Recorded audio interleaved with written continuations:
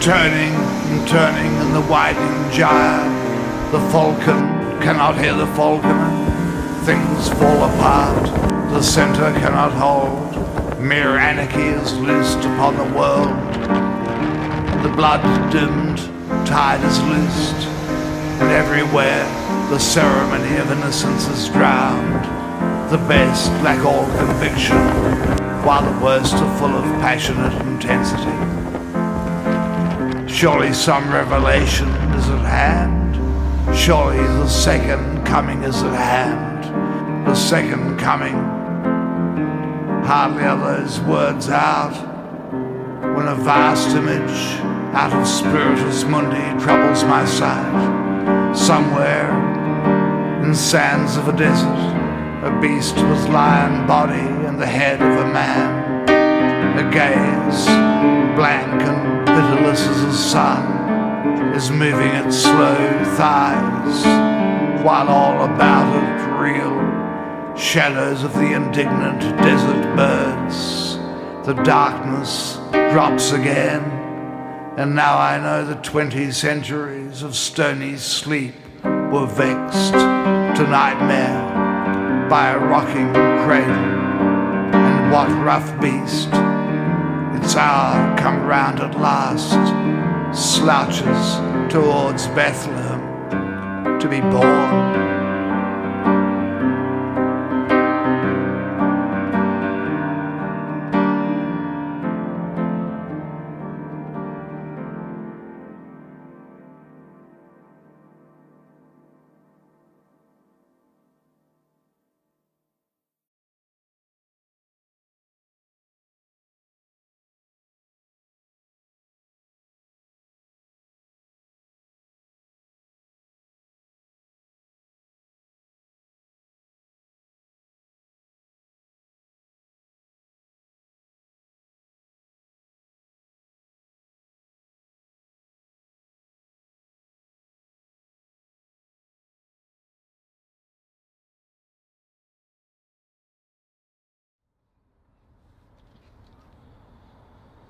Good morning, guys, and welcome to podcast number 53.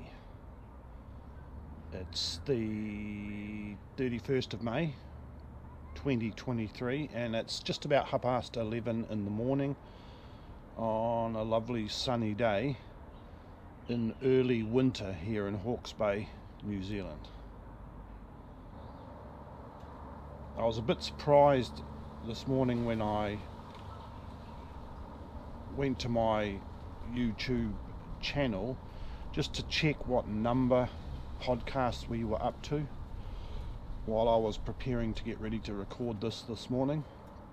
It's been 5 months since I posted my last video, which was podcast number 52, and so this video is going to be a bit of a catch up and explain what's been going on for the last 5 months, and then some brief comments on the Emerald Tablet, some information that I want to add to what I've already said on the subject, most of which can be found in my original conversation on the Emerald Tablet in my first book, The Hermes Paradigm.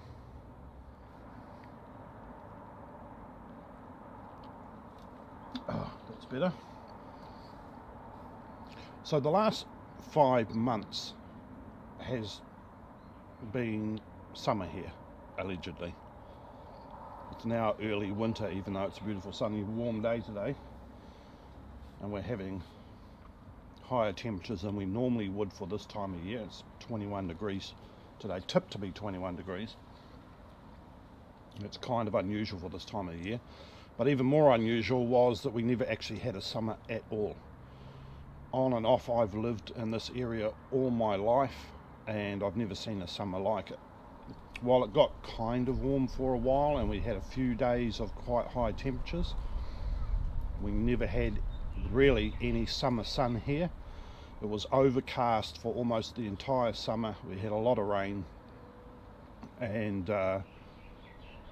what that meant subsequently was all the on location filming I had planned to do over the summer and trips away to go canoeing never happened, except for one trip, which was for the height of summer. It was turned out disappointing in the end. The weather was just crap largely, so that interfered a lot with trying to get videos recorded. I had planned to get like 3 or 4 videos done over the summer, and all of them on location camping or canoeing. So constantly waiting for the weather to improve, and then it never actually did. And then strangely enough, something else that has never really happened here before, we got an unusual hurricane front come across the Pacific, which was supposed to slam into the top of the North Island here and cause havoc in the Auckland region, where the bulk of New Zealand's population lives. And instead it skipped Auckland and skidded down the east coast and dumped right on top of the city where I'm living and the region around here, causing such bad flooding and damage right in the middle of summer, during a period of time which is normally like severely hot weather here. And it was so bad that all the volume of water that fell over the 12-hour period, largely through the night on the 14th of February, completely destroyed the countryside around here. The city was cut off from the rest of the country for almost a week. We had no internet, no cell phone access for some people up to 2 weeks.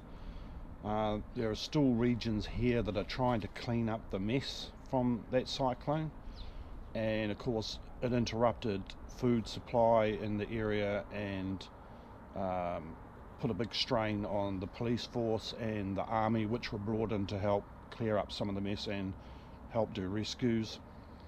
Of course there were a lot of people who drowned in the flooding in the middle of the night, and a lot of them under bad conditions. They were trying to escape in cars and were washed away, or they were hid in the crawl space in their ceilings while the waters were rising and drowned in the crawl space, or were just simply washed off their feet in the torrents and washed out to sea, because we're like right on the coast here. So yeah, a lot of deaths, a lot of missing people for a long period of time. As far as I'm aware, there's still some missing people here. And so we never actually had a summer, and we had a huge storm which bashed the hell out of the country for quite a few days and caused a lot of problems. And it's also, of course, interfered with employment here. A lot of businesses went down. This is a large agricultural area here, and it like devastated the agricultural industry here, and farming animals, a lot of sheep and a lot of cattle were swept away and drowned in the storm. So almost all the roads are open again to the rest of the country here, but there are a couple of roads which are main arteries out of the city that I live in, which are still in bad disrepair because of slips and forestry, trees just dumping on the roads and stuff like that. On top of all of that, the plague, which started, what are we, 3 years ago now here? I work in the health industry in New Zealand. I'm a chef and I cook in a rest home, and that whole virus situation, of course, put an enormous amount of strain on the health industry in our country, as well as obviously a lot of other countries. And while everybody else has basically got back to normal and is living normal lives, the health industry here health sector here is still under a lot of pressure about that whole situation, and because of that, people don't want to apply for jobs in the health sector anymore, and a lot of people, of course, have left because of laws and restrictions that the government had placed on people working in the health sector. And so there's a lot of strain on those of us who are left still working in the health sector to cover shifts that can't be replaced because they can't find new employees. So I've also been doing long hours at work and covering shifts for people who are taking holidays after having worked themselves, having worked a lot of long hours, and so on and so forth. So the last 5 months has been very weird here, apart from all of the other garbage that is going on in the world that most of you will have noticed unless you've been living under a rock somewhere. And on top of all of that, of course, still training people, taking on new students, managing the whole training situation, the school that I oversee, and trying to keep that moving forward, and dealing with projects that we had for increasing our general catchment of students over the last 3 years, which was very much interfered with by the whole virus situation. And like other esoteric schools around the world, struggling to deal with that whole situation, the impact of government restrictions and side problems that the virus has caused people socially and, let's face it, spiritually as well. So yeah, this is the first opportunity really I've had in 5 months to sit down for 5 minutes and seriously start thinking about how to deal with this particular podcast on the Emerald tablet. And I still haven't had as much time as I hoped to get the research done and write a script for this podcast. I don't normally operate off a script, but I wanted to for this podcast because there are some specific items of classic literature that I wanted to quote and repeat at length, which I now won't do. I'm hoping to provide the information for this podcast in such a way, briefly, so that those of you who have any interest at all will follow up with research by yourselves. So that is a catch up on what's been happening for the past 5 months. And having said that, I've just been dying to get this podcast out of the way so that we can begin the next series of podcasts, which are designed to be something special concerning laboratory alchemy, information of a quality that I've never provided online before publicly, that is largely only form part of very private tuition of the most advanced lab students that I teach. And that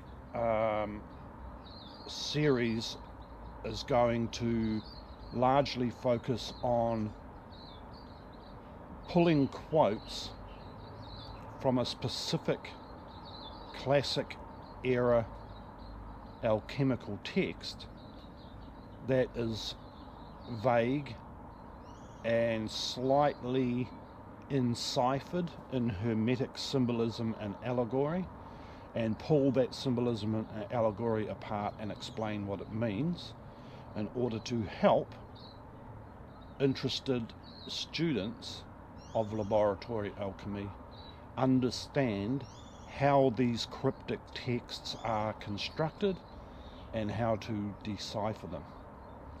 That's the first intention of the next series of lectures.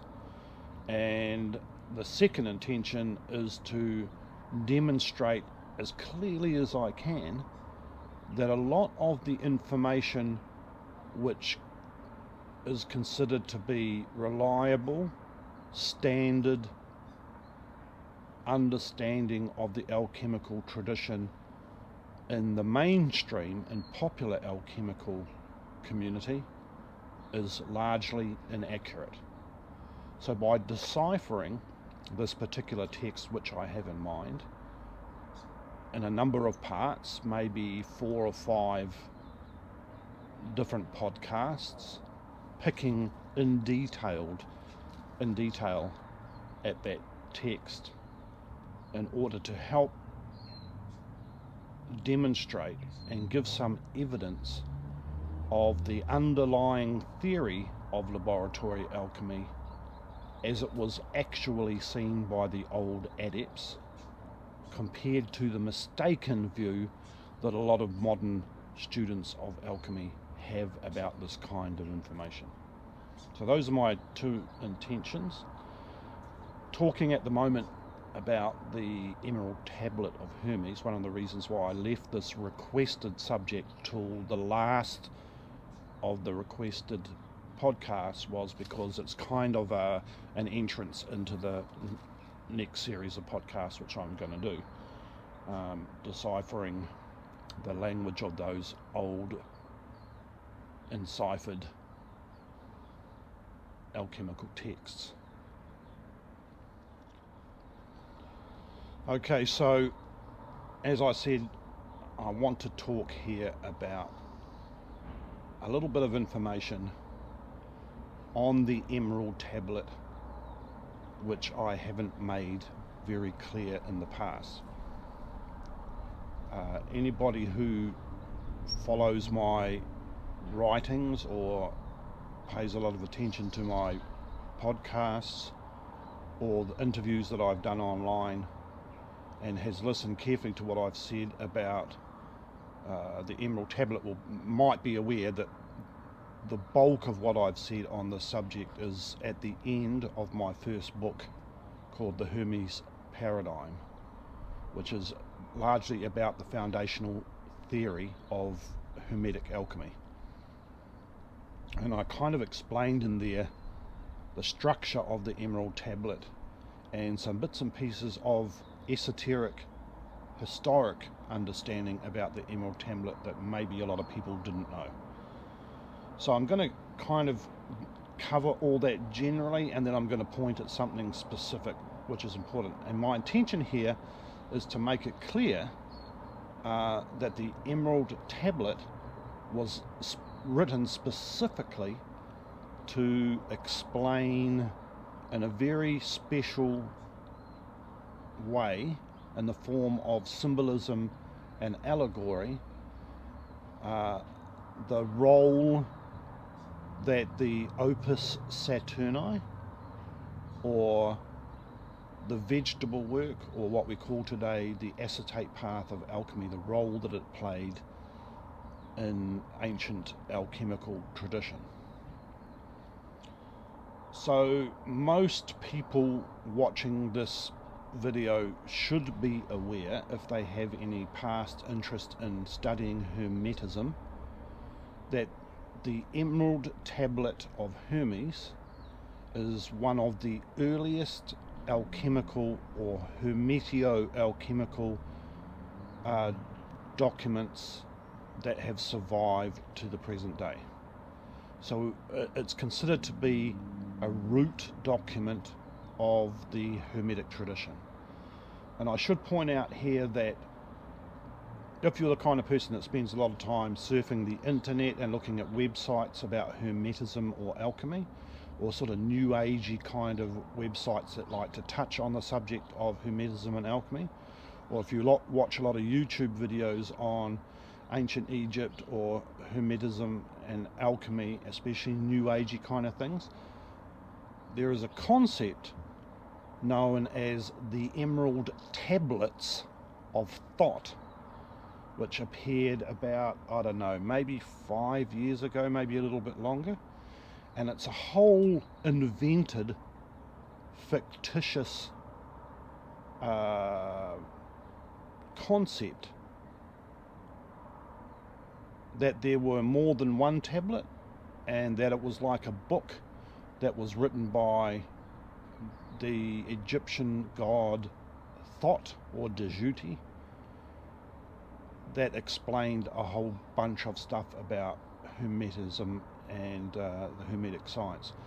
You can tell by the basic format of this thing, these emerald tablets, plural, that they are actually a modern New Age invention. They don't at all smack of an authentic ancient Egyptian way of thinking or tradition. So there was, and there is originally, one emerald tablet, and supposedly it was a plaque that was made out of actual emerald, and the idea was that it wasn't an enormous emerald dug out of the ground and then carved, but instead it was a collection of emeralds that were dissolved alchemically. This is a thing in alchemy, the ability to dissolve gems and cast them in a mold, and no one would be able to tell them the difference between an authentic natural gem and a dissolved and recast gem, and that they were cast into a plaque that had a short, let's say, poem in bas relief on the face of the plaque, which described the root theory and philosophy of Hermetism from an alchemical point of view. One tablet. And then somebody decided to hijack that. It wasn't enough to have one tablet, and of course they probably didn't understand what that tablet meant, so they invented a whole new thing about there being several tablets or a collection of texts that were called the Emerald Tablets of Hermes. This is completely false and a modern invention. So it was tradition or legend or esoteric history tells us that the original emerald tablet was either found before the beginning of the Christian era by Alexander the Great, the Greek warrior general, when he invaded and took over Egypt before the Christian era, that he found the tomb of Hermes and he found the emerald tablet in that tomb. The other legend, which is the one that the Arabs much preferred, was that another individual by the name of Apollonius of Tyana, who was very famous. If you have never heard of him, then you should look him up and do a bit of research about who the guy was, because he not only was a famous occultist in the early centuries immediately after the birth of Christ, the beginning of the Christian tradition, but he was also, in a manner, a contemporary of Christ and a kind of a messianic figure himself. But he was a magician, and he was well known for his magical escapades.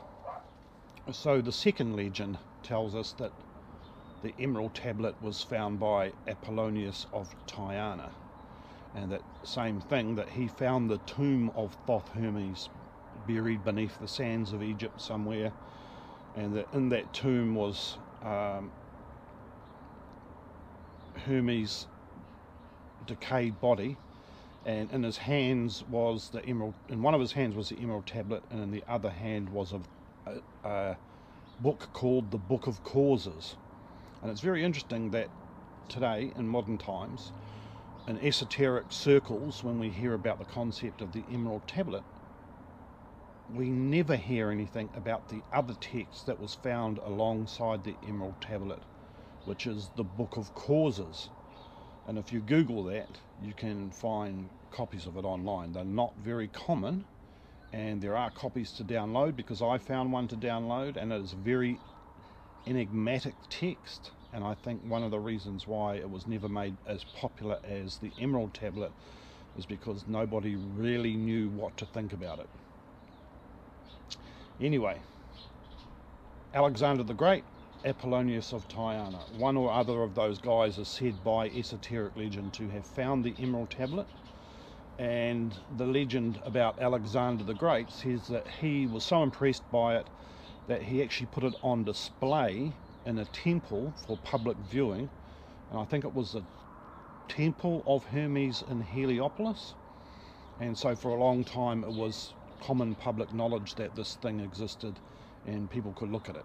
This is one of the arguments about the concept that it was a real item.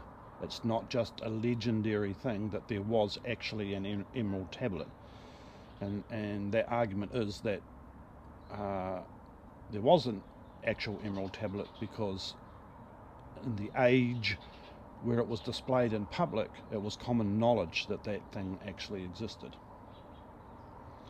And according to alchemical tradition, an absolute expert alchemist would really have been in a position to make such an object. If you read about the life of the Count Saint Germain, you'll read in there that he actually altered gems for the French royal family, and that the results of that were well known and well recorded. So the concept of fixing gems or changing them by melting them and then resetting them in a mold is not only a well-known thing, but it's arguably a proven process that is part of the alchemical tradition. So then we get to the era around the beginning of the Christian tradition in Egypt, and particularly around Alexandria, the city of Alexandria in Egypt. And then the first couple of centuries after the beginning of the Christian tradition in that same area of the world, that same region, a lot of occultists gathered in that country and in that city because of the famous library of Alexandria. And so you had Pythagoreans, you had Greeks from other esoteric traditions, you had Jews who were interested in Kabbalah and things like that, you had sort of Romans and people from other Western countries who were also interested in things like Kabbalah, and also the Western esoteric tradition. All these people from these different cultures, Phoenicians and so on, mingling in Alexandria and in Egypt and exchanging knowledge of what they considered science and higher understanding to be in that era.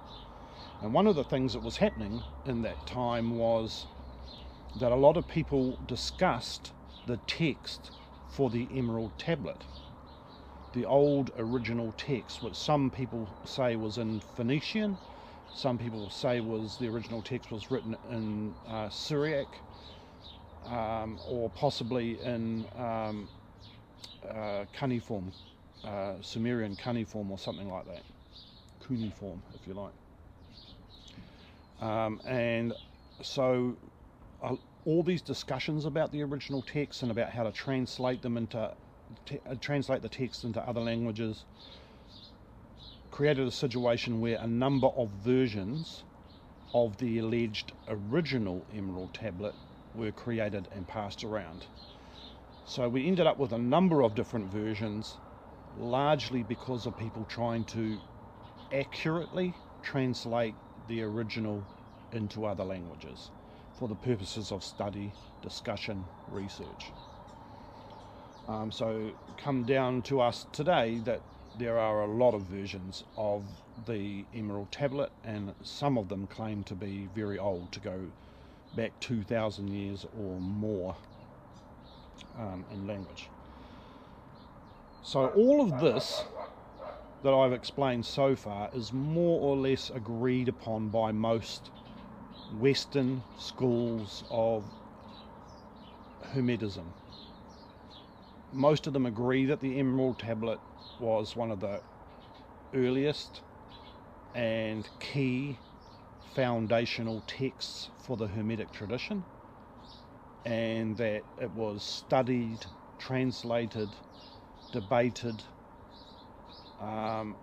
in Egypt and Alexandria around the beginning of the Christian era, and that from that time until now, that text has remained fundamental to our understanding of what Hermetism is and what it teaches. Where things start to get a bit blurry or shaky is when these modern schools of Western Hermetism, like the Golden Dawn, Hermetic Order of the Golden Dawn, builders of the Adytum, the ancient mystical order Rosicrucius, servants of the light, orders like this which are well known and respected in the popular tradition, where things start getting a bit shaky or blurry is their opinions on what it is that the text is trying to tell us. So most people, or a good chunk of people in the popular modern Western Hermetic tradition, would probably agree that the Emerald Tablet is overtly alchemical in nature. When you read it, it's trying to tell you something about alchemy. Most people also agree on this. But what they disagree on is what alchemy is, their definition of what alchemy is. And we could say, relatively safely, that few modern popular Western Hermetic schools believe that the Emerald Tablet is trying to present us with a recipe for laboratory alchemy. And the reason why there's a certain amount of disagreement about what alchemy is because a lot of modern popular Western Hermetic schools were created at the turn of the last century, out of the 1800s and into the 1900s. And at that time, most Western occultists, even the most learned of them, didn't really know what laboratory alchemy was, and a lot of them didn't think it was even a real tradition. They thought that books on laboratory alchemy were supposed to be looked at as being allegorical and referring to something else. And the general agreement was that those laboratory books were actually an encoded psychology, like esoteric psychology, in a similar way to the Kabbalah, having encapsulated in its tradition a lot of esoteric psychology. This particular view of laboratory alchemy became very popular, of course, once Carl Jung, the famous psychoanalyst Carl Jung, became interested in classic alchemical texts. And one of the things that he decided was that alchemical symbolism and allegory had a lot to do with human psychology. It's arguable whether he didn't believe in the lab tradition. I think he probably knew it was real because he had connections within the esoteric community in Northern Europe.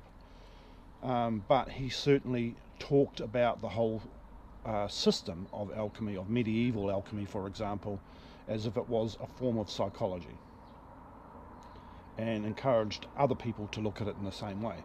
So then we get into the mid to late 1900s, and a lot of occultists picked up on that view and decided that that was it. Finally, we now know that all this laboratory alchemy is not laboratory alchemy at all.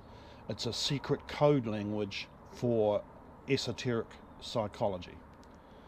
Then Frade Albertus came into the scene, where he for the first time, he was in modern times, he was the first person to bring a view of the lab tradition into the public arena, and he would teach his view of the lab tradition to anybody who was interested in learning it. He didn't care whether you were an occultist or a lab alchemist or whatever. If you managed to sign up and get a place in one of his yearly workshops, he would teach you what he knew, what he believed was modern ancient laboratory alchemy. Once that started happening, that knowledge got out, and probably more than anyone else, Israel Regardie, who was a big name in the magical Hermetic tradition at popular level, he studied with Frade Albertus, and then he began to expound the concept within the Hermetic order of the Golden Dawn tradition that alchemy was not simply a form of esoteric psychology, that the lab tradition was a real thing. And then from there, over the last 30 years, this whole idea has slowly crept wider and wider out in the Western esoteric community through various schools, to the point where now it's generally accepted that laboratory alchemy is a real thing, and that even though a lot of schools still don't want to teach it or don't know how to teach it, they accept that laboratory alchemy is a real thing. On the other hand, there are some schools, and it happened in a lot of Golden Dawn temples for a while, where they would get somebody trained up in the lab tradition, Frade Albertus's version of it, and then start teaching very basic lab tradition concepts within the Golden Dawn system. So today there's kind of a 50-50 division between people who accept the lab tradition and those who don't accept it.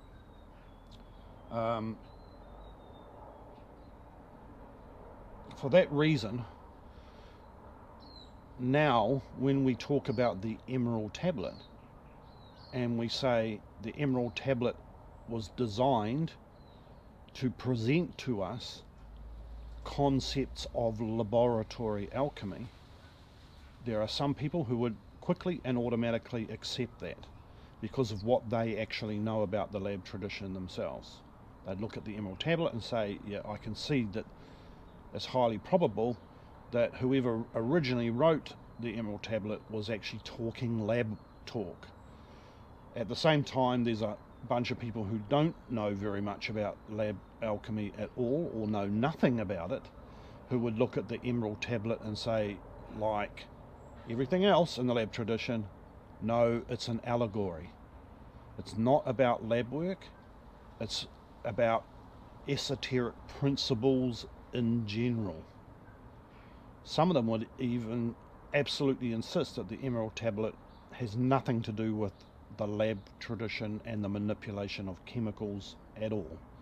But they are becoming fewer and far between now, and it's been that way maybe for the last 10 years, where people who argue against the lab tradition are either now just staying quiet or have changed their view because of the evolving understanding about the reality of the lab tradition. So that's the first thing. The first point I wanted to make here in this podcast is that the original Emerald Tablet, and therefore those that came out of Egypt and Alexandria during the beginning of the Christian era, the different translations and versions of the Emerald Tablet, they were originally designed to present to us the absolute simplest version of the core principles of laboratory alchemy. That's the first thing I want to point out.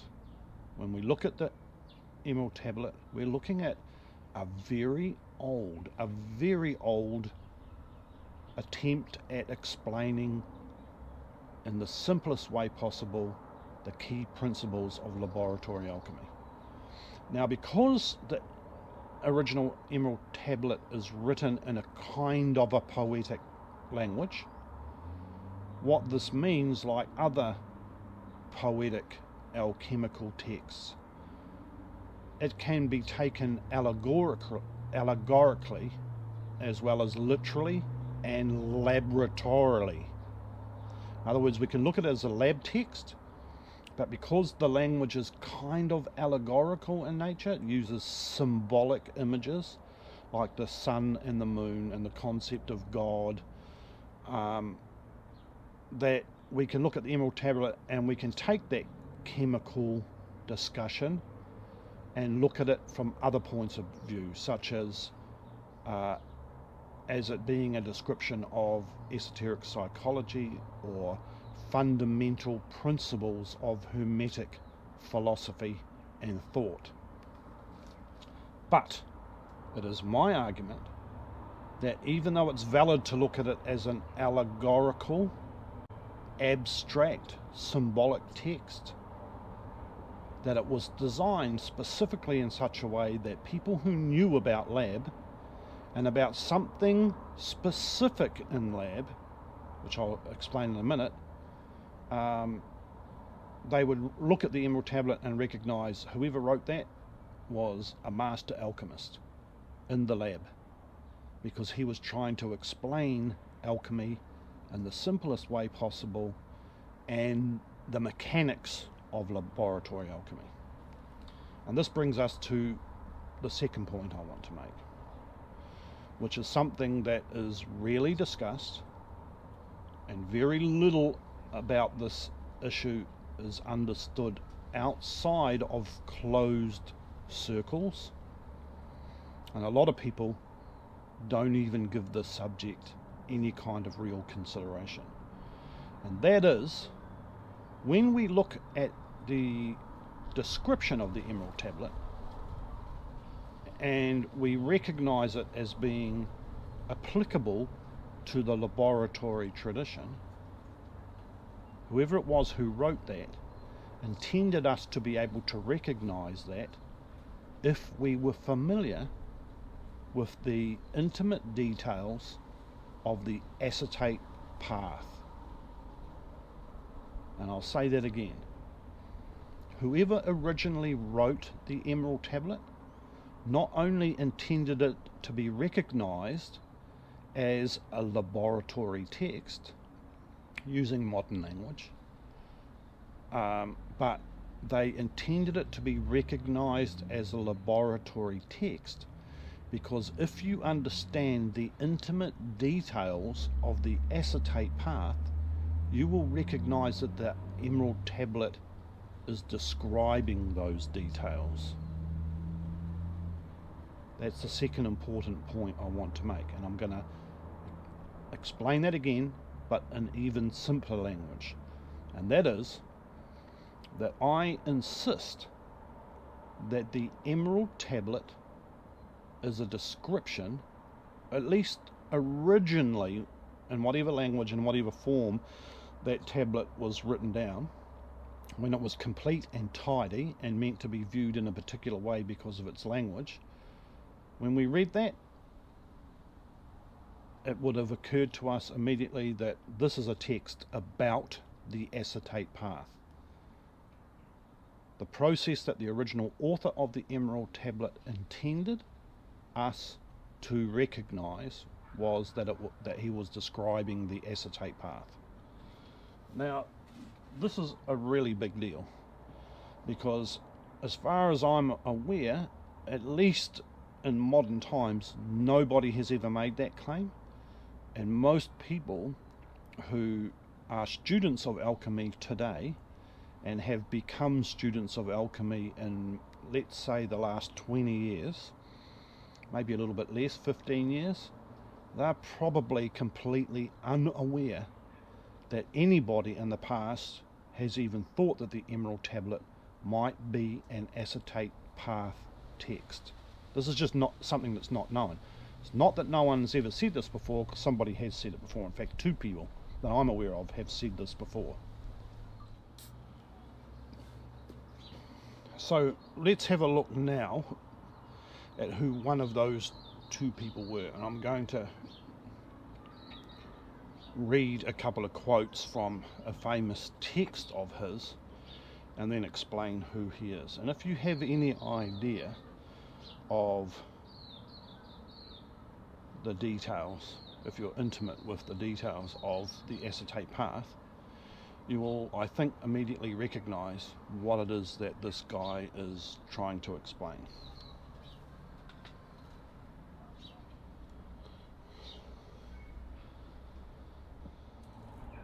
So what he does in his text is he goes through each of the little stanzas in the Emerald Tablet poem, if you like, and he comments on what he feels they're supposed to mean, the meaning of each stanza.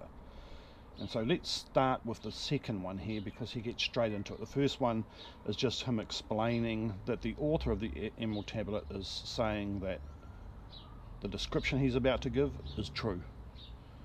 It's absolute truth, and it's true by experiment and experience. So here we go, chapter 2.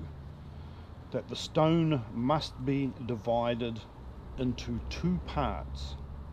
Consequently, he toucheth the operation of the stone, saying, and the author here is talking about Hermes as he's writing in the Emerald Tablet. Consequently, he toucheth the operation of the stone, saying, that which is beneath is as that which is above. And he saith this because the stone is divided into two principal parts by art. Into the superior part, which ascendeth up into the and into the inferior part, which remaineth beneath, fixed and clear. So he's talking chemically here, and he's saying that when the Emerald Tablet says that which is above is like unto that which is below, and that which is below is like unto that which is above, he's saying what the author is trying to tell us here is that the substance that we make the stone out of is, at the beginning, divided into two parts. A volatile part, which goes up into the boiling flask or retort, and a fixed part which stays at the bottom. And yet these two parts agree in virtue, and therefore he saith that which is above is like unto that which is beneath. And this division is necessary to perpetuate the miracles of the one thing, to wit, of the stone. In other words, the original substance of the stone has to be divided into two and separate, and each of those two parts are ultimately the same in virtue, and that this division and their similarity in virtue is necessary in order for the philosopher's stone to do what it is most well known to be able to do, which is transmutation. Because the inferior part is the earth, which is called the nurse, and we would know that term from reading the Emerald Tablet, and it's also called the ferment, and the superior part is the soul, which quickeneth the whole stone and raise it up. In other words, the volatile part, which is actually a gas or a liquid gas, is known as the soul, according to this author, and that liquid will convert the solid into a liquid also, and raiseth it up. Wherefore separation made and conjunction celebrated, many miracles are effected in the secret work of nature. Chapter 3. That the stone hath in it 4 elements, and as all things have proceeded from one by the mediation of one, here giveth Hermes an example, saying, as all things come from one, to wit, a confused globe, in other words, the original chaos, or mass, by mediation, that is the coagitation and creation of one, that is the omnipotent God. So all things have sprung, that is, come from this one thing, that is, one confused lump. So he's talking here about the original chaos from which the stone is made. And another name for that original chaos is the prime matter. The first thing, the prime substance from which the stone is made. So all things have sprung, that is, come from this one thing, that is, one confused lump, by adaptation, that is, by the sole commandment of God and miracle. So our stone is born and come out of one confused mass, containing in it 4 elements, which is created out of God, and by his sole miracle our stone is born. So I'll read one more quote from this gentleman before I say who he is and where to find this text. Chapter 4, that the stone hath father and mother, to wit, the sun and the moon. And as we see that one living creature begetteth more living creatures like unto itself, in other words, you can't get a horse from 2 human beings mated. When 2 human beings mate, they produce a human being. When 2 rose bushes mate, they produce a rose bush. So all things produce their like. So artificially, in other words through alchemy, gold engendereth gold by virtue of manipulation, by virtue of multiplication of the aforesaid stone.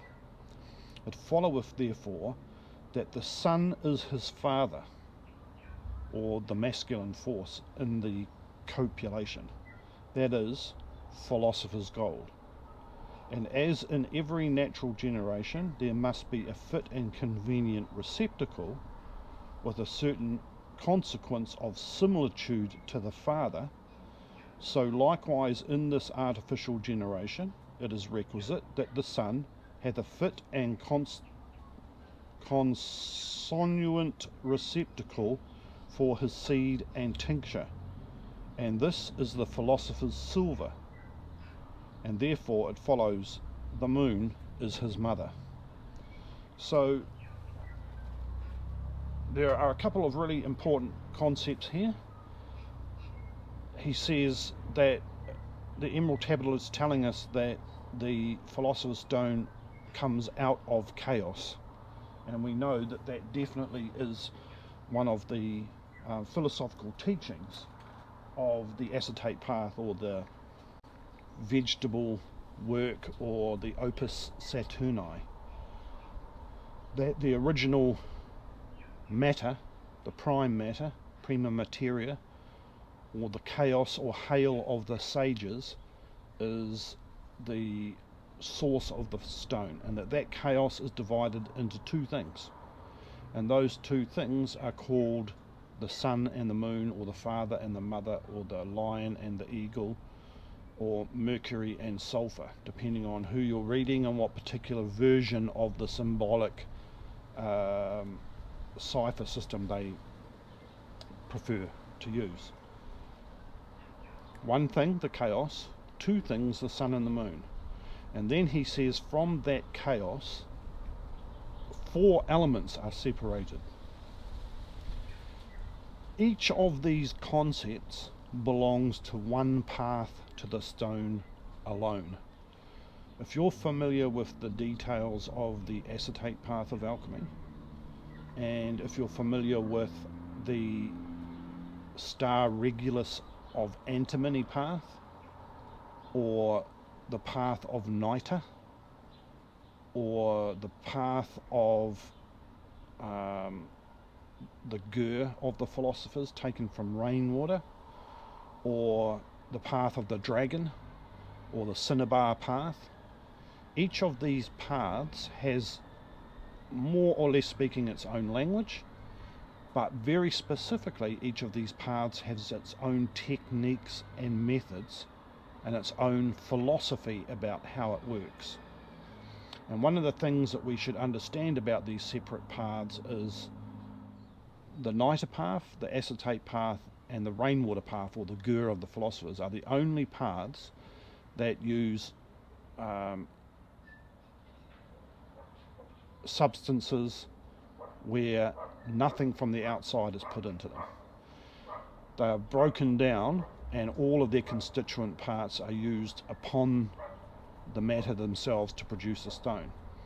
The path of the dragon or cinnabar path and the path of the star regulus of antimony both use a number of different substances from the outside, and they are also clearly identified by relying heavily on the use of what we call in modern days, in crude language, strong acids or mineral acids.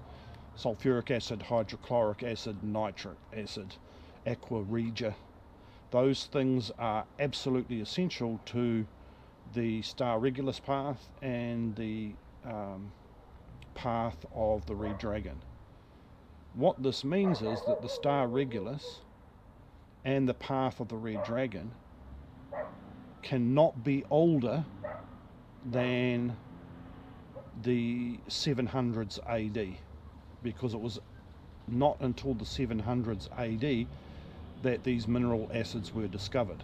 So whoever created the star regulus path and whoever created the path of cinnabar or the red dragon had to have designed these paths after the 700s AD. So then when we're looking for the oldest path or the older paths that may have given birth to the alchemical tradition and to the legends of the existence of an elixir of life, we have to go back from the 700s AD and back before the Arabic tradition, which discovered strong acids. So if we look at the emerald tablet, we know that it was created before the 700s AD. What that means is, if the emerald tablet is talking about an alchemical path in particular, not just alchemy, lab alchemy in general, then it has to be talking about a path that existed before the star regulus and before the red dragon. We also know that texts about the path of niter are relatively modern. In other words, that they've only been around since more or less the medieval times. Roughly about the same time when mineral acids were discovered. After that time, the fall of the Roman Empire. The author of the emerald tablet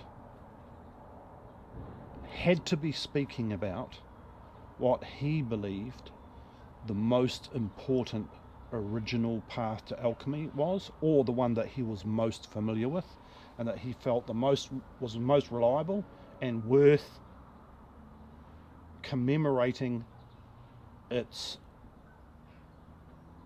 process and its legend in the poem which we call the Emerald Tablet of Hermes.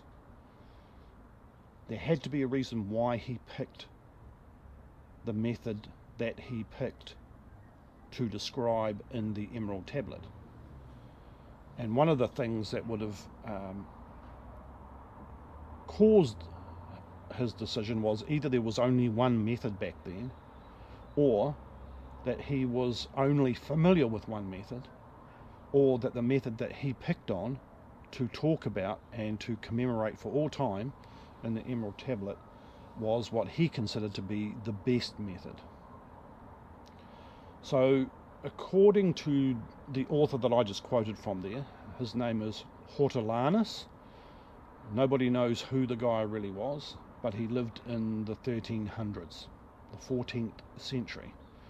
And if you Google Alchemy website, you can find his text on the Alchemy website and the little booklet that he wrote all about his description of what he believed the Emerald Tablet meant, and there is ample evidence in there that he is insisting that the Emerald Tablet is describing the acetate path. He doesn't come straight out and say that, because like our original author, who was allegedly Hermes, Hortolanus, I think, believed that if you understood the process that he was talking about, if you understood what he was saying, then you would recognize the process that he was talking about too.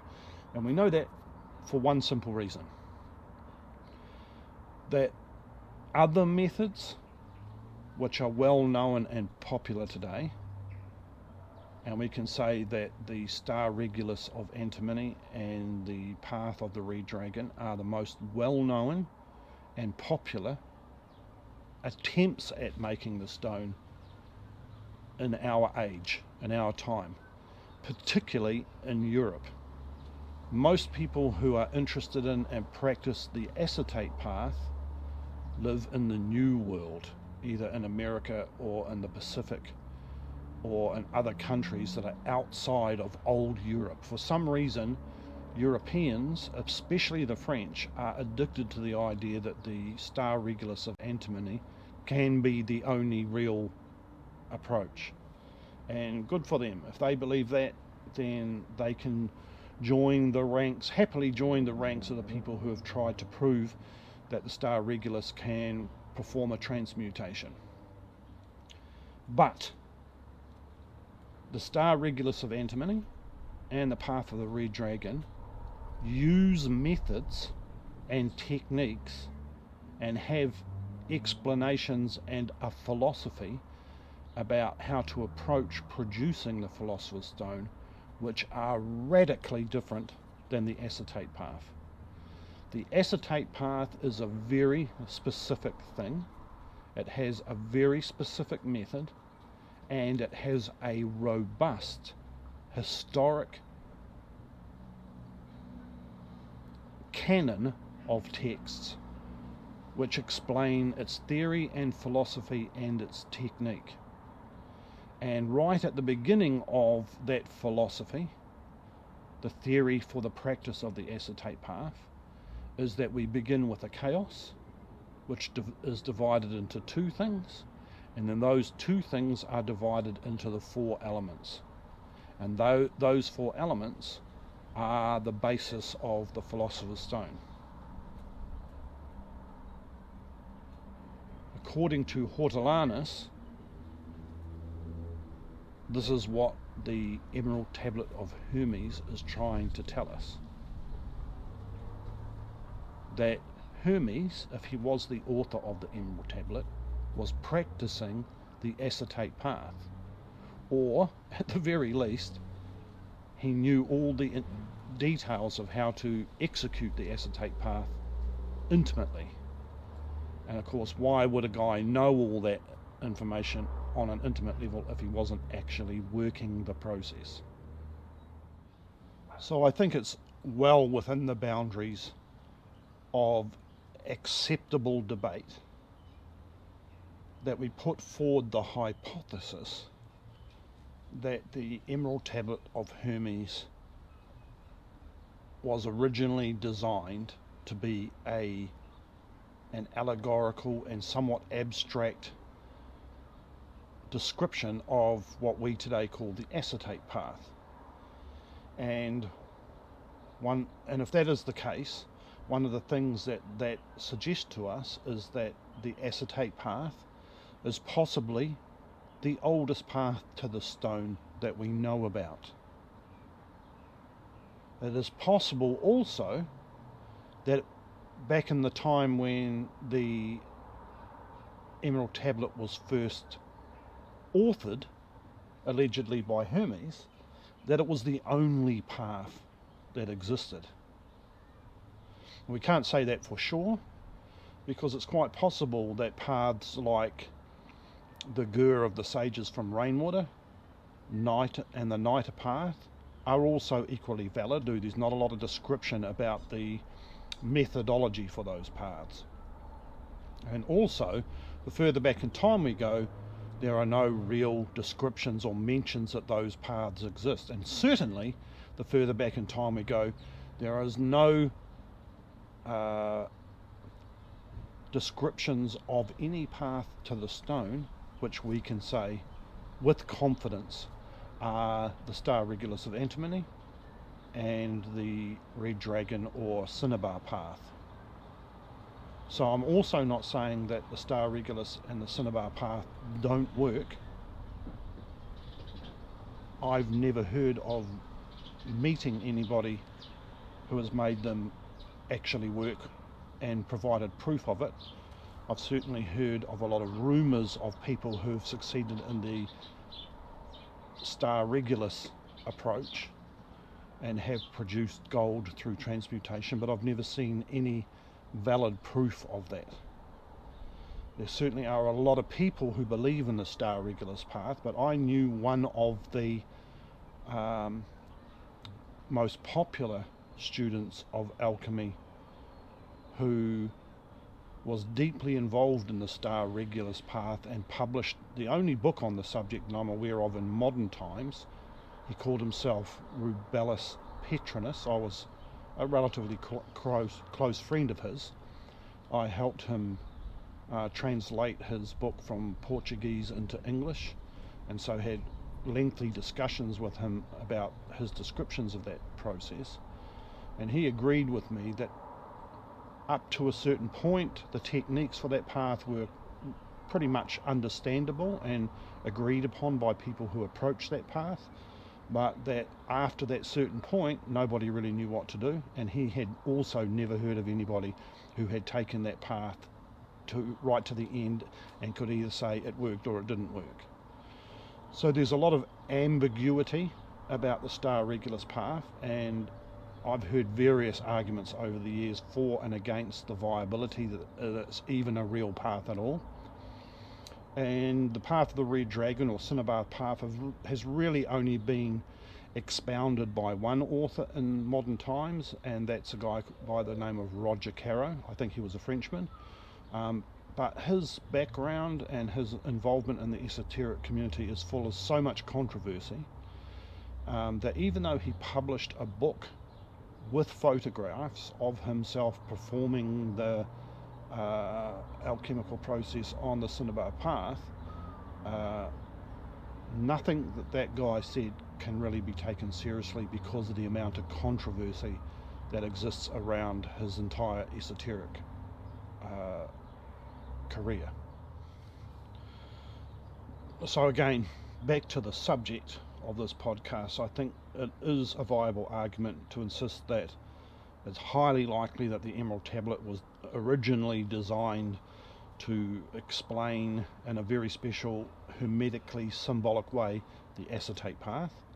I think attempts over the centuries by people trying to retranslate and produce better versions of the Emerald Tablet, and that a lot of these people did not really know about lab alchemy and certainly had virtually none or no idea about the acetate path. These people have damaged the original text because they didn't know what they were mucking around with, and they didn't know what the original text really was trying to describe. So I also think it's quite acceptable to say that if the Emerald Tablet was a description of the acetate path, then this is the oldest path that we know of, and possibly it was back in those times before the beginning of Christianity. It was the only path to alchemy, which would mean that the people who originally discovered laboratory alchemy and produced the Philosopher's Stone, if that ever happened, let's be scientific about it here, if the Philosopher's Stone was ever discovered, if it actually ever did exist in the past, if transmutation was ever performed, and if rejuvenation by the elixir of life ever was possible, then it's highly likely that the first people who discovered all these things were practicing the acetate path. And there are a number of reasons to support this. The Emerald Tablet as a description of that path is only one of those reasons.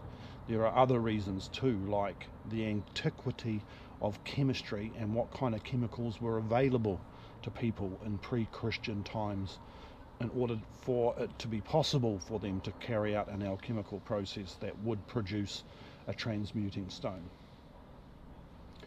So this really was the main subject that I wanted to talk about in this podcast, to point out that it is a firm part of my belief system that the emerald tablet was originally a description of the acetate path, and that as such it also had designed into it a description of the key and fundamental principles of Hermetism, because we know, or people who study alchemy seriously know, that alchemy is known as the Hermetic art or the Hermetic science. In other words, out of all things that fall under the banner of Hermetism, such as magic, astrology, divination, ritual, and so on, alchemy was considered to be at the top of the food chain. The Hermetic art or the Hermetic science. In other words, the things that alchemy teaches us lay the foundation for the principles of Hermetism. So whenever anybody is trying to define what Hermetism is, they have to begin with an accurate and complete description of what alchemy is, because alchemy explains Hermetism. And everything else, such as astrology, magic, ritual, divination, so on, all of those things grow out of the concepts of the alchemical approach to Hermetic philosophy. This is the concept that I wanted to lay down now before we begin our next podcast series. And I explained at the beginning of this podcast what that's going to be about, and I'm going to go over it again in order to give those of you who are sincerely interested in paying attention to this next series, I'll give you a bit of a head start on trying to get your head around the subject matter that's going to be the core part of the next series. So it is my intention now, now that I've mainly in these podcasts up to this point talked about initiation, talked about the Partsufim theory and therefore esoteric psychology, how it's related to Kabbalah, why all that is a part of Hermetism, how it affects the process of initiation. Almost everything that I've talked about up to this point has revolved around the inner work and the Kabbalistic esoteric psychology side of Hermetism. So now, even though I've talked about the lab side previous to this, we're going to start jumping deep into the lab side now. And I'm going to start talking about things that no one has ever talked about in public before. What I'm going to do in the next series, we're going to start off by pulling apart some of the passages in a book by Sir George Ripley, who is like one of the most famous acetate path alchemists from the 15th century. And that book is called The Medulla of Sir George Ripley, or the Medulla Alchemiae. The word medulla is Latin for marrow, and therefore it means like the core or central concepts about alchemy. A famous modern academic who studies alchemy, I think she's British, has written a number of papers on Sir George Ripley and the English medieval alchemical tradition. It's her assertion that Ripley's Medulla is the only book attributed to Ripley that we can clearly put our finger on, and with all good intention provide a reasonable argument that that is a book which was actually written by Ripley. A lot of books bear his name and are claimed to have been authored by him that cannot be proved to have been authored by him, but the Medulla holds the most credibility as being a book that he wrote and published himself. And I'll get into more detail on that when we first start discussing it. It's quite a long book.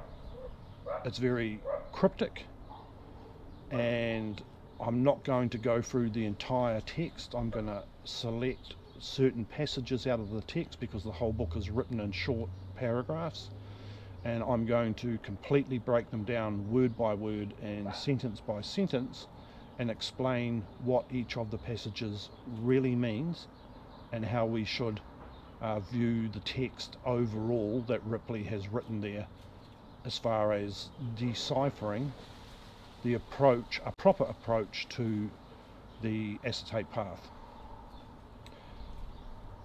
So that gives any of you who are interested in this next series the opportunity to find the text online and start having a read.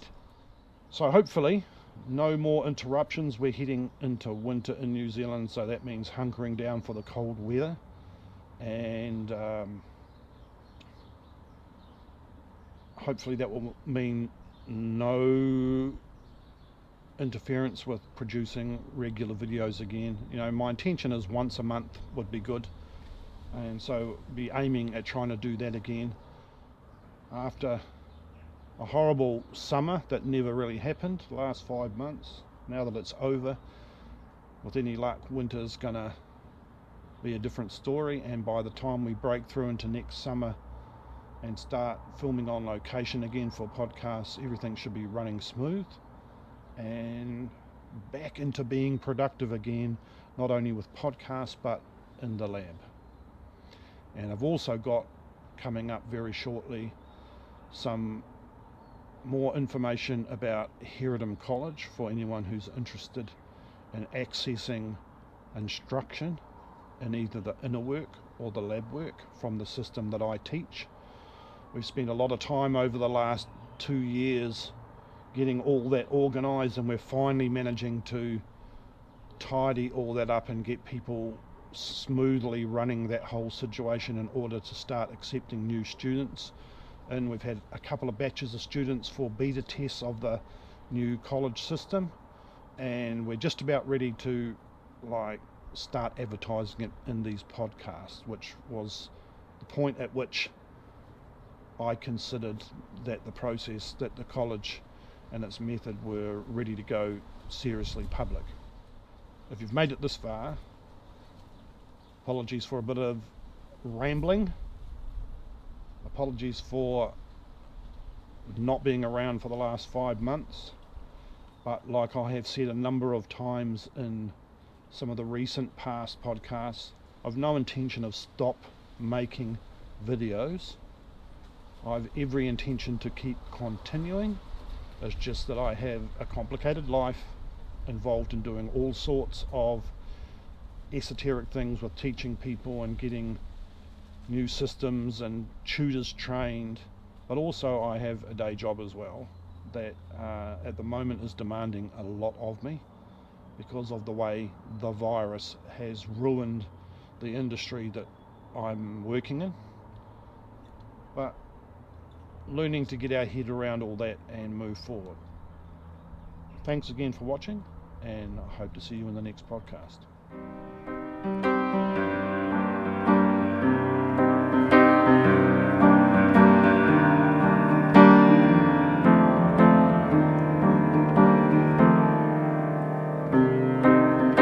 Turning and turning in the widening gyre, the falcon cannot hear the falconer.